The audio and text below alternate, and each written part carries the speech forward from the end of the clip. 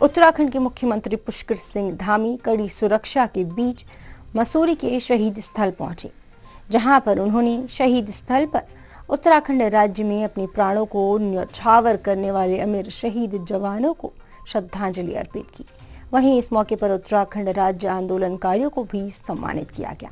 मुख्यमंत्री धामी ने अपने संबोधन में कहा कि उत्तराखंड राज्य को बनाने में कई लोगों ने अपनी शहादत दी है, जिसके बाद हमें आज उत्तराखंड मिला है। मसूरी से अजीत कुमार सिंह की रिपोर्ट।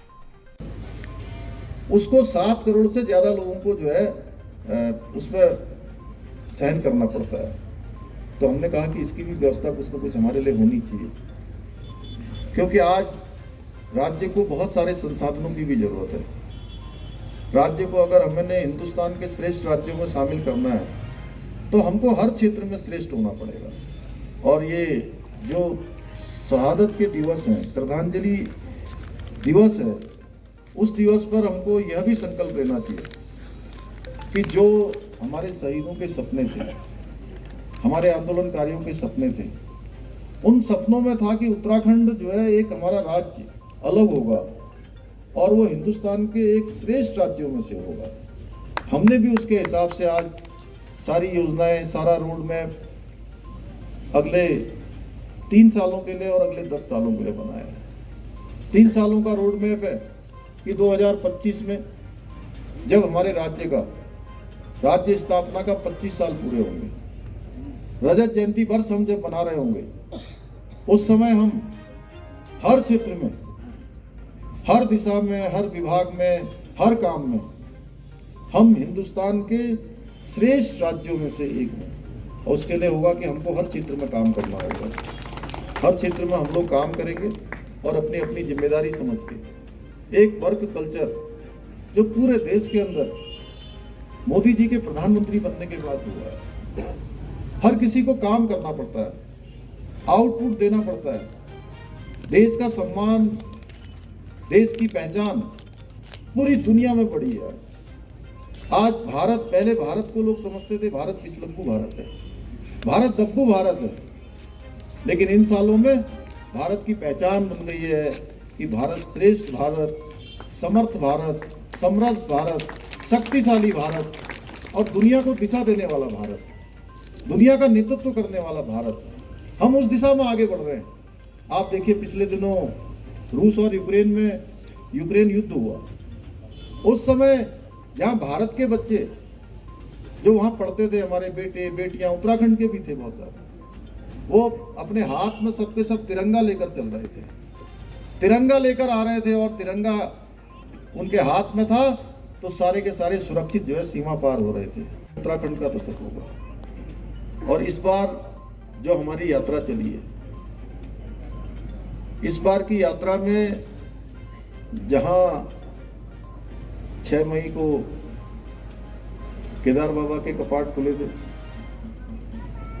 8 तारीख को बद्रीनाथ जी के कपाट खुले थे, अभी तक चारों धाम और पूरी यात्रा में 30 लाख से भी ज्यादा श्रद्धालुओं ने अभी तक दर्शन कर लिए, जो अपने आप में एक रिकॉर्ड है।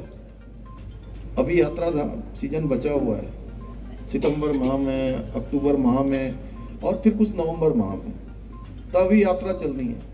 सारे रिकॉर्ड ध्वस्त हो रहे हैं, सारे रिकॉर्ड टूट रहे हैं। मैं पिछले दिनों किसी कार्यक्रम में मसूरी आया था, तो मसूरी में भी मैंने देखा, वैसे तो मसूरी में हर साल ही ऐसा होता है, इतने पर्यटक आते हैं, इतनी बड़ी संख्या में आते हैं कि हमको यहाँ पर निकलना भी भारी पड़ जाता है। प्रशासन के लिए, शासन के लिए, सब लोगों के लिए एक चुनौती होती है।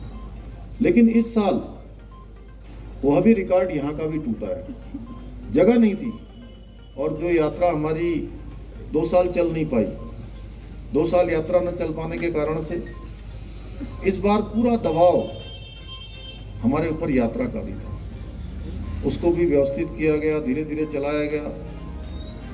मैं आपको बताऊं कि केदारनाथ में जहां की अधिकतम क्षमता एक रात में रहने वालों की मात्र 15,000 है, और जिस दिन कपाट खुल रहे थे, कपाट खुलने वाले दिन 25,000 से भी ज्यादा लोग वहां पहुंच गए। सब प्रशासन के, हम लोगों के बिल्कुल हाथ पांव सबके फूल गए कि कैसे व्यवस्थित होगा। किसी तरीके से व्यवस्थित किया गया। मसूरी भी ठंडा रहता है, लेकिन वहां तो माइनस में तापमान रहता है कि कहीं कोई घटना न घटित हो जाए। लेकिन बाबा केदार की कृपा से ठीक प्रकार से वो व्यवस्थित हो गई और उसका वो रात भी निकल गई और पूरा सीजन भी निकल गया। अभी कावड़ यात्रा हुई थी कुछ दिनों पहले। कावड़ यात्रा में भी इस बार सारे रिकॉर्ड ध्वस्त हो गए। 4 कावड़ियों ने इस बार उत्तराखंड से हमारी मां गंगा का जल लेकर अपने अपने स्थानों पर गए, जो अपने आप में एक रिकॉर्ड है। और अच्छी बात ये थी कि इस बार हमने कहा कि सरकार की तरफ से जहां आने वाले श्रद्धालु हैं, पर्यटक हैं, हम लोग उनको अतिथि देवो भव की तर्ज पर, कि वो हमारे अतिथि है। जहां वो हमारे यहाँ पर पर्यटन को बढ़ाने का काम करते हैं, आजीविका को बढ़ाने का काम करते हैं, लोगों के रोजगार को बढ़ाने का काम करते हैं, वहीं जो शिव भक्त कावड़िया है वो कहीं ना कहीं भगवान के एक गण के रूप में हमारे यहाँ पर आते हैं। तो हमने पहली बार व्यवस्था करी इस बार। मुझे पहले का फीडबैक बताया गया कि किसी भी यात्रा में सरकार के द्वारा कावड़ यात्रा के लिए कोई बजट नहीं दिया जाता है। रतोड़ी साहब, कुंभ यात्रा होती है तो कुंभ यात्रा में कई सैकड़ों करोड़ का यात्रा चला जाता है बजट कुंभ करवाने के लिए। तो मैंने वहां जाकर बैठक ली पहली बार हरिद्वार में। मैंने पूछा कि कुंभ में कितना बजट आता है। बोले साहब हर बार का बजट अलग अलग है, लेकिन सैकड़ों करोड़ से कम कभी नहीं होता है। तो मैंने कहा कितने लोग आए थे पिछली बार कुंभ में? तो बोले लाखों में थे। तो मैंने कहा कुंभ में लाखों में लोग आए और आपने सैकड़ों करोड़ बजट लगा दिया, कावड़ में कितने लोग आने वाले हैं? तो उन्होंने कहा कावड़ में करोड़ों तो संख्या जाने ही वाली है, 3 करोड़ 4 करोड़ के लगभग अनुमान लगाया। तो मैंने कहा जब 4 करोड़ लोग आएंगे तो आप बजट की व्यवस्था नहीं करेंगे तो कैसे उनके लिए इंतजाम होगा? कैसे पानी पीने का इंतजाम होगा? कैसे लाइट का इंतजाम होगा? कैसे शौचालय का स्थान होगा? कैसे अस्पतालों के लिए जो है अलग से व्यवस्था होगी, गाड़ियों की व्यवस्था होगी? तो इस बार पहली बार ऐसा हुआ कि हमने कावड़ यात्रा के लिए भी उत्तराखंड सरकार की तरफ से वहां पर बजट आवंटित किया। और मैंने स्वयं जाकर वहां कर शिव भक्त जो हमारे कावड़िया आए उन सबका मैंने अभिनंदन किया। उत्तराखंड की देवतुल्य जनता की तरफ से स्वागत किया, उनका अभिनंदन किया। उसका असर ये हुआ कि हर बार कावड़ यात्रा में कहीं ऊंच नीच होती थी, कहीं आपस में लड़ाई भी हो जाती थी, कहीं प्रशासन के साथ टकराव भी हो जाता था। उत्तराखंड राज्य को प्राप्त करना कितनी मुश्किल से उत्तराखंड राज्य मिला। और वास्तव में जैसा अभी युद्ध सिंह गुंचुला जी कह रहे थे, खटीमा गोलीकांड के शहीद हों, मसूरी गोलीकांड के शहीद हों, चाहे हमारे देहरादून के शहीद हों, रामपुर तिराहा कांड के शहीद हों, हमारी वो बहनें हों जिनके साथ तमाम प्रकार का अत्याचार हुआ, उन सबको हम इस दिवस पर याद करते हैं। पिछले वर्ष भी मैं यहाँ आया था, गणेश जोशी जी भी आए थे, हमारे और निगण भी आए थे। सभी ने, हम लोगों ने उनकी श्रद्धांजलि सभा में भाग लिया था, इस वर्ष भी भाग ले रहे हैं।